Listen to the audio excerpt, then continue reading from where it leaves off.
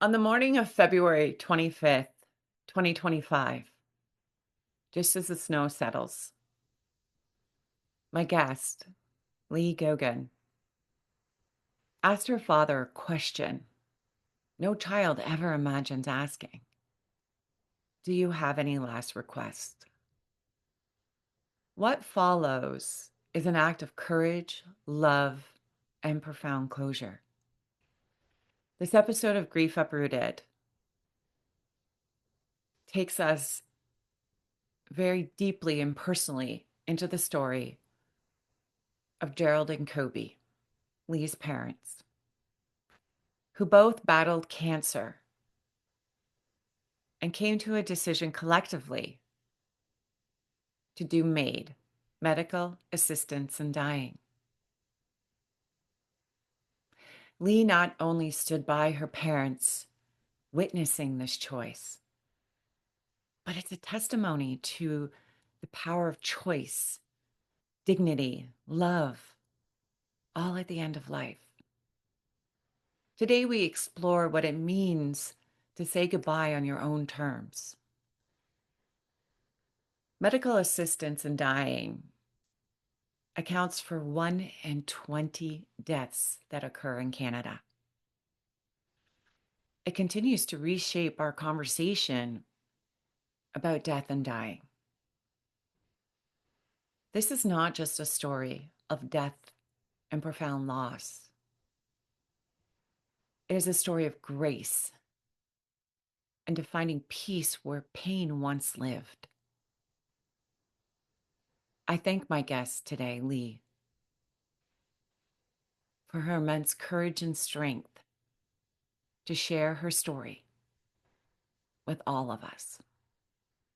If you or someone you know or love you feel will resonate with this episode, please don't hesitate to share it. Please don't hesitate to have a conversation about it. I thank you all for tuning in. Welcome to Grief Uprooted, a podcast dedicated to sharing your grief stories. Together, we embark on the mystery of one's grief journey as they learn to live, heal, and be courageous in a world rooted in trauma. Join myself, Christine, in an open discussion to help you uproot the grief in all our lives. I am an award-winning author, professional speaker, and humanitarian in the field of grief and trauma. I want you to be part of the discussion. Welcome back to Grief Uprooted. My guest today, you may have seen in the news, and completely honored to have her here. I heard her story, watched her video, and was like, I have to find this woman. So I am so honored and appreciative to have you here, Lee. First off, I'd love to know, and I know everybody out there is wondering, where are you tuning in from? I'm actually in New Brunswick. I'm in the Moncton area Nice, in Canada. And in so, Canada. and the story is so touching that even trying to do little commercials or intros for this episode, I found myself just tearing up. Um, and so I just think it's amazing that you have this strength and courage to be able to continue to talk about this openly. Um, I just kind of dive in. Really want to know about your parents, your mom and dad. Yeah. Well, my strength comes from them. Mm, Grew up like we did not have a lot of money. We were a single income family. Dad was a carpenter. mm, Mom was a homemaker. nice. Um, Frequented food banks a lot. We had Christmas thanks to the local churches. Like low income does not describe us so much as poor might, right? Mhm. In spite of all that, I never really felt like I missed anything, Yeah. right? Like was very well taken care of. I felt so much love anytime I was in my home. Like had a lot of struggles in school. I have ADHD Hmm. that went undiagnosed until my adult years. Hmm. So there were a lot of, in school. And in spite of that, my parents never once said, oh, well, she's just being difficult. They always said something is up. Yeah. They never gave up. Because if I said something to them, they believed me. If I said, I'm Mhm. really struggling with this and I don't know why, they were like, okay, let's try to figure it out. Mm. Um, say that they were strong. and loving and caring just doesn't even begin to scratch the surface, right? Mhm. We're a little word I'm looking for. We're a little conservative. Mhm. Even when I came out to them as wanting to marry my best friend in the world, who Mhm. happened to be a woman, Mhm. they worked through it because they loved me so much Oh, that's beautiful. and they cared about me so much, right? It was, perfect life, but was very full Yeah. in spite of what we lacked. And it sounds like a Canadian life. Yeah, Sounds the acceptance, the trials that we all face. But it sounds like you guys could work it out. You could yeah. talk. You're the only child? I'm an only child. It's just Yeah. me. And during this time, was anybody ill in their younger years? I noticed, I think your dad is like years older than your mom. Am I He is, yeah. right? So they actually met when it was my dad's birthday. My Hmm. mom was, I believe, 19 or 20. He was visiting my mom's brother because he knew him.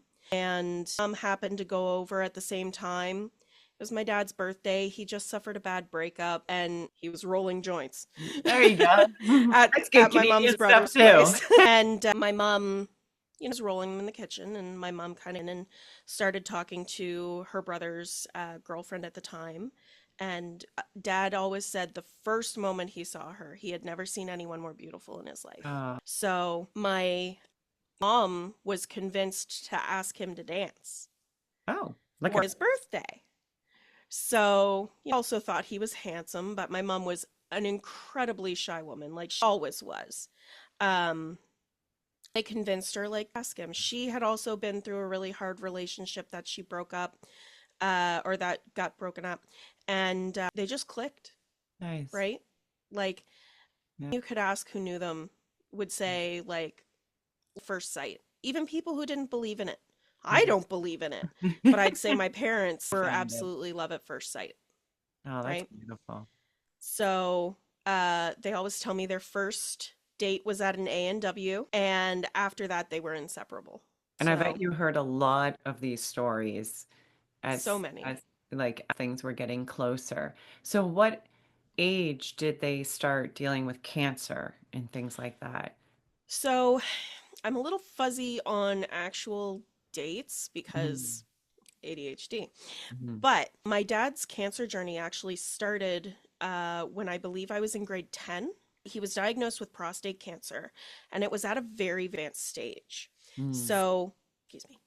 No worries. So, when he actually went and got diagnosed, they found that they had to remove the entire organ as opposed to just doing a minor surgery.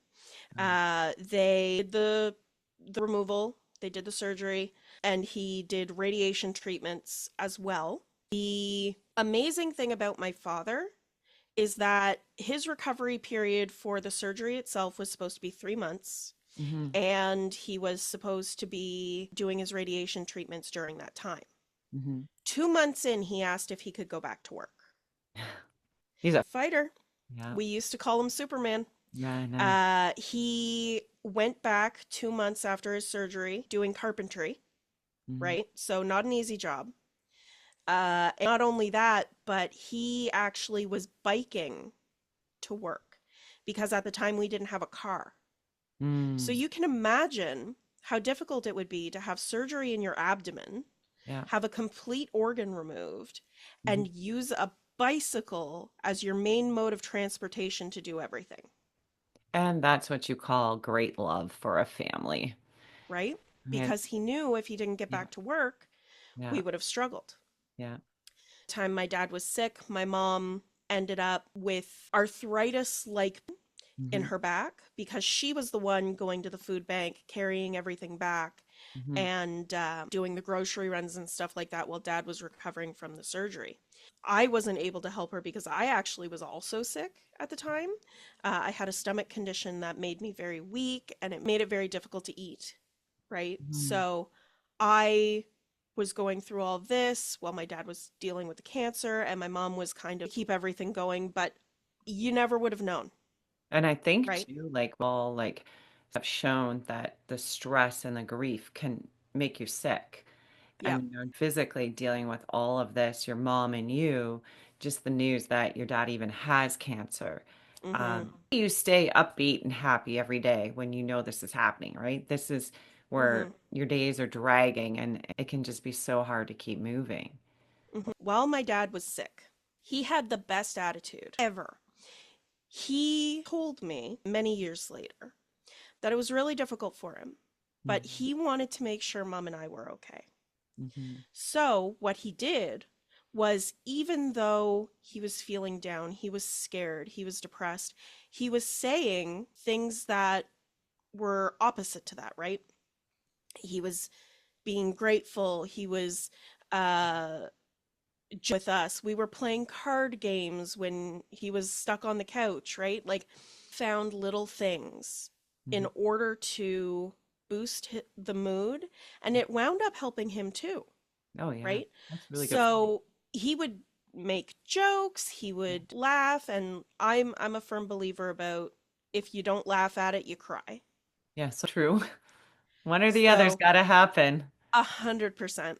So when, for example, my dad was going through his radiation treatments, at one of the appointments, maybe like treatments in, 5 treatments in, he looked at the nurse and he said, "So when do I start to glow in the dark?" "Oh, Mr. Goguen, you won't start to glow in the dark." "Oh, darn, I was looking forward to that." Then she Right. clicked that he was Yeah. joking. Yeah. They say like that positive attitude. It's like he found his inner coach. Hmm. It's like inner coach is going to keep me going. And so, at what age was your mom then diagnosed with cancer? So, mom was actually diagnosed at 62. She was diagnosed in February 2024. Wow. Or, sorry, not February. She was diagnosed in June of 2024. Hmm. And it was a shock to everyone. Hmm. Um, she was suffered from pain, but we attributed it to arthritis Mm. because remember back when dad was sick, she was doing all of the heavy lifting. Yeah. She was walking a lot. She ended up with tennis elbow.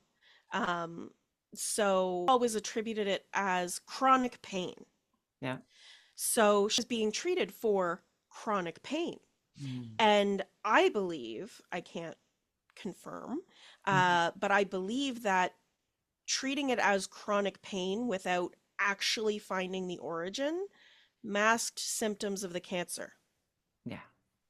Because by the time they found it, it was everywhere. It Mm. was renal carcinoma. It stemmed from her kidneys, Wow. specifically her left one, if I remember correctly. And she actually found that it was cancer because she broke her arm while Oh, washing windows. The oh, cancer had eaten through the bone. oh, wow. And then when she went to the hospital, did they figure? So, I was supposed to go visit them. Dad called, said, "Your mom sprained her shoulder. Don't bother coming down. When she's Mm. feeling better, we'll host you," because they lived in St. John. Um, I said, "Okay, let me know." Mm. I waited. 2 weeks go by. I'm planning to go down again. And dad calls and says, "No, your mom's shoulder is still sore." And I had given them advice for sprains. I said, "Well, you got to heat it and ice it, and you can put like some tape on it just to hold it in place. Maybe only do that while she's sleeping. Don't use it all the time or it'll get stiff." Yeah. Just little things like that that I'd picked up here and there because I'd been through physio before Yeah. And you're at the for my stage ankle. where as soon as they start to hit those 70s, the parent again, right? Like Yeah. you're at them. It's a weird transition, It's but so strange. it It's but it so is strange. it's a transition. It is. But so I had some advice, and I guess none of it was working. And I said, "No, that's weird. I'm Hmm. coming down and we're taking her to the hospital." "Oh, well, we don't really want to do that. The waiting time is so long, and we're not going to get anywhere. They're just going to send her home." And previously, I think 2007 maybe, my mom had been in a car accident. Yeah. She hit her face off the dashboard. They sent her to the hospital, but she didn't go by ambulance. So she wasn't considered as severe as Yeah. the car that had to go by ambulance. At that time, the doctors didn't even x-ray her face. Mm. They just poked at it, said, "Take some aspirin and go home." She had broken her face, and She waited, I think, 12, 14 hours for Yeah. them to send her home. Mhm. So her trust in the medical system was kind of broken, Yeah. So she right? wanting to go. Mhm. Exactly. And she said, I'm going to wait all this time and they're just going to tell me to take aspirin and go home. Yeah. So mom did not go to the doctor, Yeah. which is one of the reasons why it never got caught. Yeah. But even if it did, my mom was the type to say, "Oh, I'm fine." Yeah. And that's a good point uh, to people that are listening to this. My mother-in-law was similar. She also was riddled with cancer, and she never went. And it was like you have to actively go, Hmm. and you have to be able to advocate for yourself or have somebody say, "Hey, this is what I want," because ultimately doctors are humans. Yep. And, really have to be able to walk in and say, "This is what I want." Yep. People just don't want to, right? They're just like, Yep. It's not hurting. I can live through the pain." Um, but as we get older, I think it's wise to go and Absolutely. get these things checked out. So now they're both there with cancer, and that is only about a year and a half that you're talking with your mom.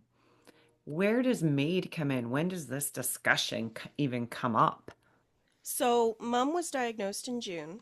Dad was cancer free for many, many. He did have another incident where there was a tumor in his bladder that had to be removed, but it was found to be benign. Mm, So, they did some radiation treatments just to be safe. And that ultimately is what ended up causing his health issues because in July, mm. he developed fistulas. No idea And what that is. oh, don't look it up. Okay, I'm not looking it up. The long and short of it is that it is a hole in the body. Oh. And these ones in particular were developed because his urinary tract became blocked Hmm. due to damage caused to his bladder from the radiation treatments he previously had. Oh, I get it. And it caused these fistulas to form in his groin. Mm. And the path that was carved through that tissue connected up to his bowels, and it just became this. It was a nightmare, The body right? found another way out. Exactly. Yeah. And it's literally the stuff that I would imagine in a horror movie, Yeah. right? Waited also 2 weeks to tell me anything was going on. By the time he finally told me what was happening, I said, I'm coming down, I'm taking you to the hospital. Mhm. We get to the hospital. He's got a fever. He's got a severe infection. Um, he not have been sent home, but they sent him home Mhm. with some antibiotics and some gauze and tape for the Mhm. wounds. Unfortunately, he got worse from there. The did not clear up. It got more severe. Mhm. He ended up hospitalized. Mhm. Meanwhile, this mom and I are going to and from her cancer treatments. She did immunotherapy, not chemotherapy, so it was a lot easier on her body. And she was actually doing really well. But when Dad got sick, she kind of started to give up. Mm. She was more worried about him than she was herself. Yeah. Um, she wasn't taking perfect care of herself. She wasn't eating very well. And it all kind of head in February of 2025. On the 4th of February, I took my mom up to the hospital because she told me she had had a fall and had hit her head. And I said, well, you have a history of broken bones. By that point, she also had a shattered bone in her T spine. Mhm. I said, we're going to take you up to the hospital just to get an x ray and we will see, what's going on. And if you're fine, great. If not, we'll deal with whatever the problem is. So while we were in the waiting room, I had my arm around her shoulder so she could lean her head on my arm without straining her neck. Um, because she's very tired. She Yeah. had been dealing with horrible fatigue for at least the past 3 months Yeah. that she was doing her treatments. Um, and I was holding on to her. She was in front of me in the wheelchair, and I had my arm around her, and I could feel that her chest wasn't moving steadily. Yeah. Her was very shallow. Mhm. So I went up to the triage nurse and I said, hey, not sure if it's an issue. I Yeah. just want to get her vitals redone. So they redid her vitals and they rushed her in. Mm-hmm. Her blood pressure had tanked. It was something like 80 over 50. Excuse me.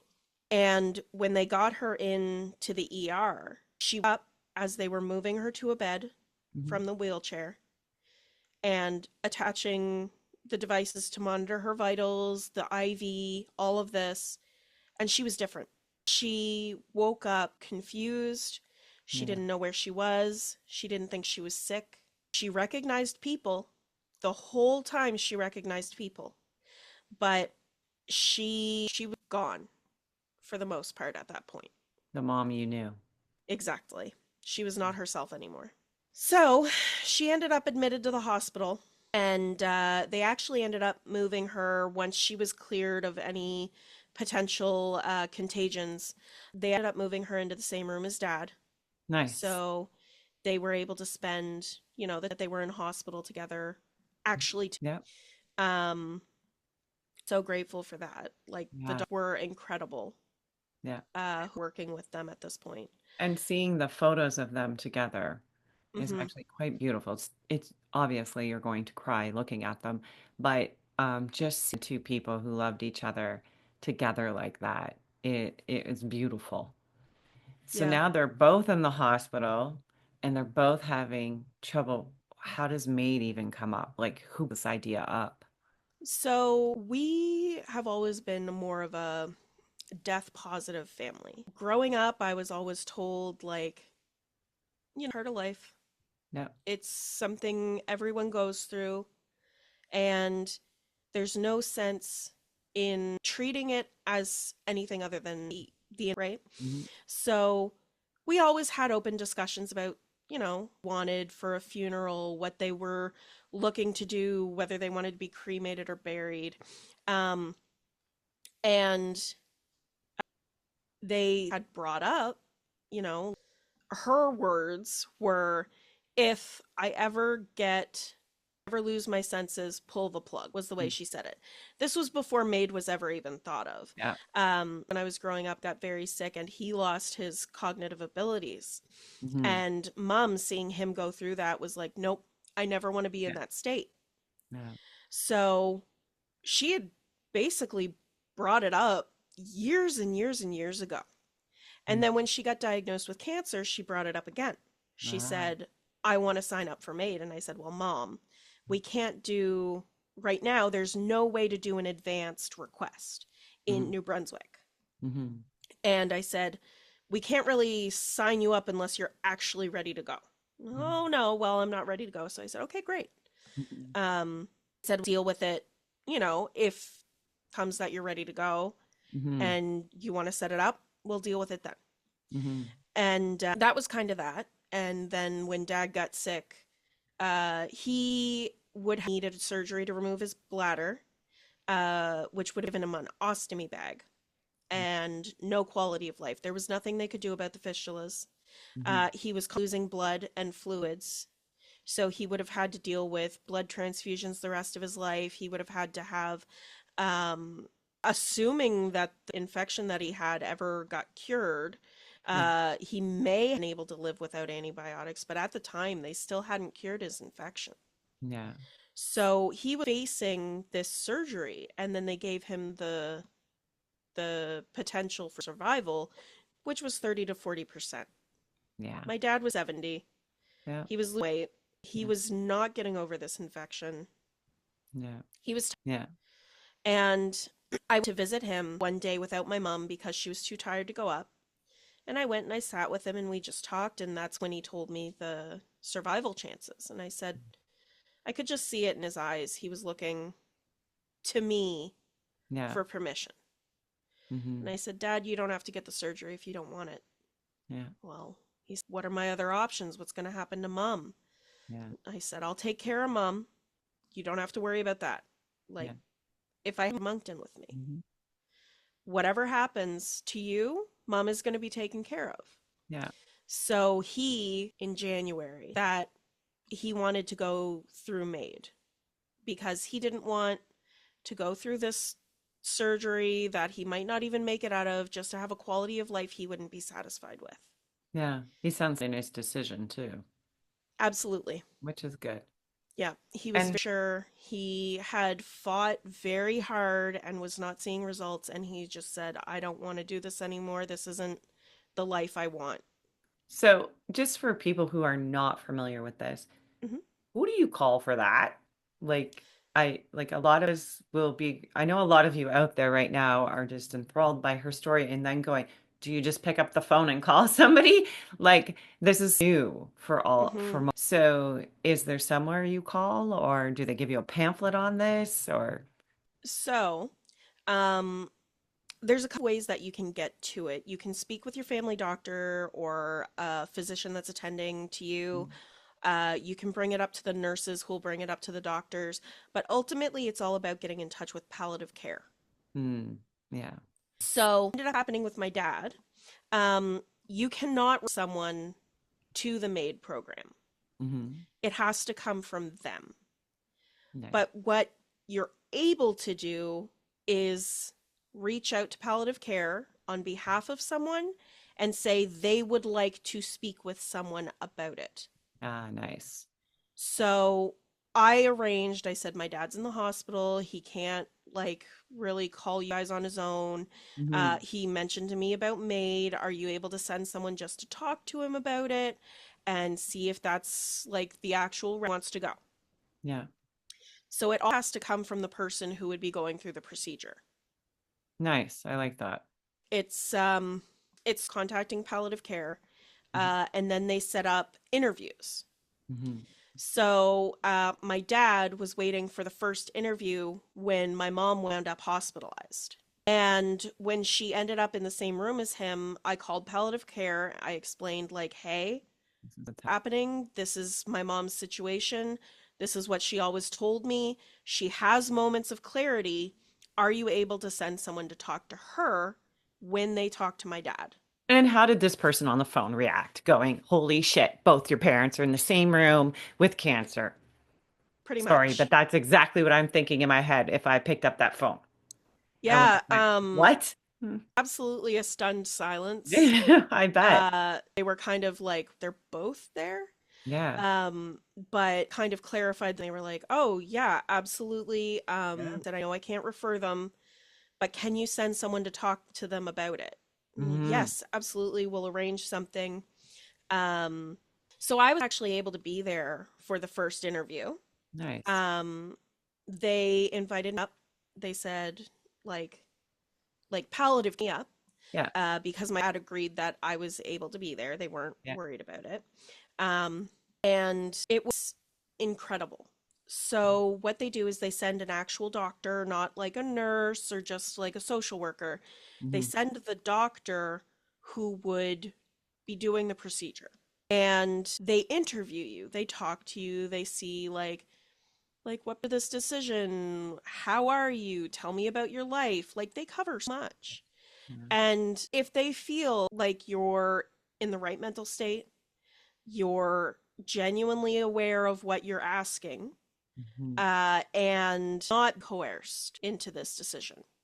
Hmm. And if they determine that all of the criteria that needs to be met has been met, Hmm. then they proceed to a second interview. Nice. So my mom had moments of clarity. Hmm. Even though she was confused, she didn't think she was sick, she didn't even think she had cancer. She was clear at times. Yeah. This doctor spent a full hour with her, dealing with getting off of track and waiting for the moment of clarity. It might have even been 2 hours, I'll be honest. Hmm. It was a long time. Yeah. But because I had explained, mom never wanted to be like this. Yeah. And they know that if we had the advanced, It's all good. I think they know that if we had the advanced request option, Yeah. that a lot of people would be using it, Yeah. right? So the idea of an advanced request is you say, if conditions are met and I'm not able to consent for myself, this is what I would like done, Yeah. right? Um, don't have that in New Brunswick yet. Yeah. It's currently only available in Quebec, Wow. but I think the doctors who go through these procedures and who administer the drugs that take your life, I Mhm. think they understand. Yeah. And she worked hard to make sure that my mom was clear Mm. and understood. And one of the things that still kind of resonates in every once in a while is she asked mom, "Do you want me to help you to die?" Mm. Because that's the most clear that it can be. Yeah. And every time she asked it, my mom, yes, yes, right? She knew she wasn't herself. Yeah. She couldn't understand, but she was struggling. She was suffering. Mm. She was in a horrible state to be. And And she's sorry. sorry for interrupting you. It's just Mhm, when I hear you say that, hmm, never make it without crying. Um, to me, it's like birth. I just remember I gave birth to my children at home, and I remember the midwife being there and everybody like in this woman with a flashlight in the side of her mouth while I'm standing there not wanting to sit down and, helping me. And now when you hear this question, to somebody, can I help you die?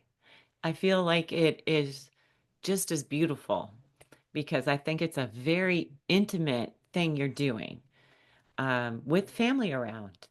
The fact that that exists now, because in my day it never did, is just mhm, so beautiful. mhm. I know it sounds like it fits, but it really is. Like when somebody has lived a life as you describe of your parents, um, they were happy. They had what they wanted and they lived that life. And, to be able to say, hey, I'm going to walk this path with you, that's huge. It's absolutely huge. So it's Yeah. very beautiful. So, um, they just pick a date or what happens next? So the second interview happens, they reiterate questions, they still make sure that this is actually what you want and you haven't changed your mind. And if the second interview goes through and you pass it, so to speak, then you choose a date. Mm, And initially, they had chosen March 4th, mm, which was 2 weeks from their second interview. So I was like, great, okay, I have 2 weeks with them. My mom actually decided that she wanted to go sooner. mm, So they ended up choosing February 25th. And the way that you your date, you just decide and you tell the doctors, "Hey, this is what I've chosen. Can we set it up?" mm, And obviously it's an appointment, mm. right? So if they have that appointment available, they set it up for you. Yeah. I don't think I've ever heard of someone not getting the date that they requested. Wow. But yeah, for my parents, it was 11 a.m. And on the 24th, I actually ended up staying the night at the hospital, Nice. which was not fun. Oh, Hospitals are creepy at night. you must probably get a really bad bed sleep or maybe one of those funky chairs that unfolds. Yeah, well, they set me up really nice, gave me a couple of blankets. I had my wife bring me up small blanket that was like heavier. Mm, But the nurses were incredible. Even little things like my mom asked for grapes the mm, day like on the 24th. And the morning of 25th, one of the nurses came in because they hadn't been able to get her any. And she said the other nurse that had been attending to my mom brought her grapes. Good. So my mom could have grapes I love before the it. procedure. Yeah. And it just like I didn't ask her to do, nobody asked her to do that. She just did it out of the kindness of her heart. And that's still so overwhelming to me. I think that's what's so amazing, grief and death. Is people do want to support each other. They want to be there. They have such empathy and compassion. It's just a topic that everybody runs from because we know the only way we're going to know is by sharing stories and understanding. Hmm. So, what was it ultimately? I just want to ask that big question of the moment they decided to do this, did they both die at the same time holding each other's hands? And What was that like for you? So when the procedure started, um, what they do is they administer, put them to sleep peacefully, and then they administer the drug, stop the heart. Mm. So for me, my parents said that they just wanted me there. They didn't want a big group. They just wanted it to be the three of us. And I was there and I said, like, all through this process, my dad didn't ask for anything. He said, "Do you want anything before you go? Do you want like a party? Do you want a dessert? Do you want a specific food?" "No, I'm good."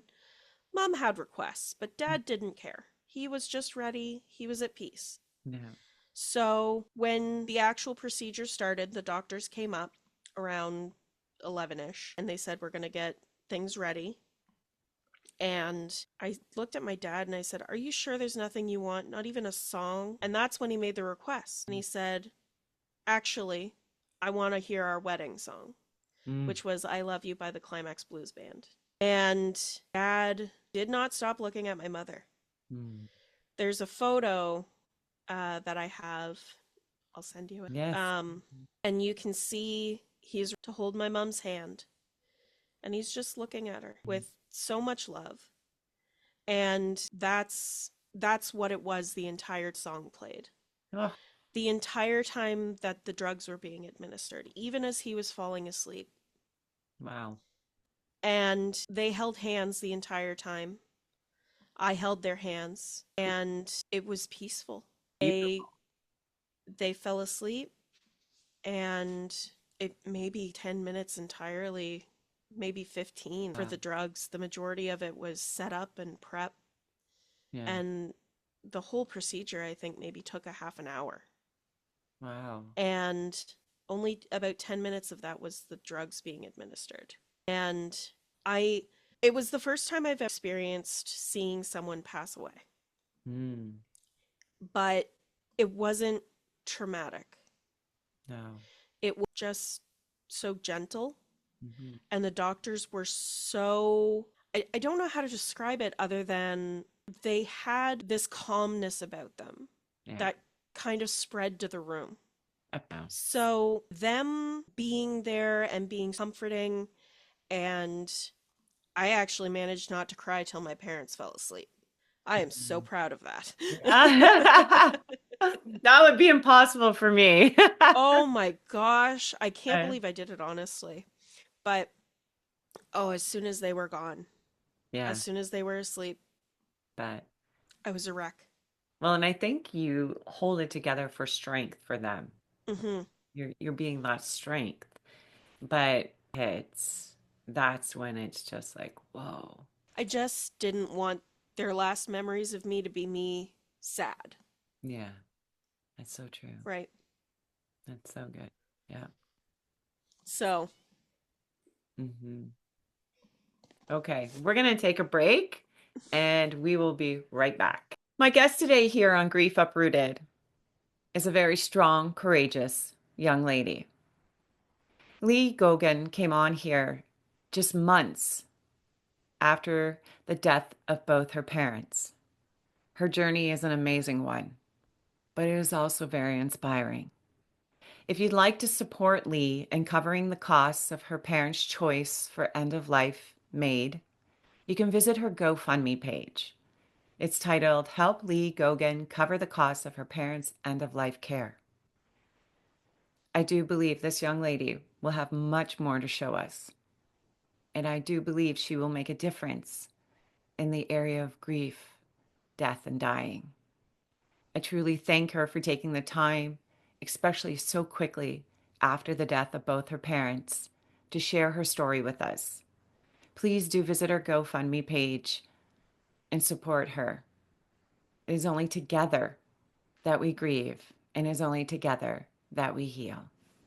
Grief Uprooted professional grief and empowerment coaching are not to be used as a substitute for professional advice by legal, medical, financial, business, spiritual, or other qualified professionals. All our products and services are designed for grief empowerment through learning and sharing of one's lived experiences.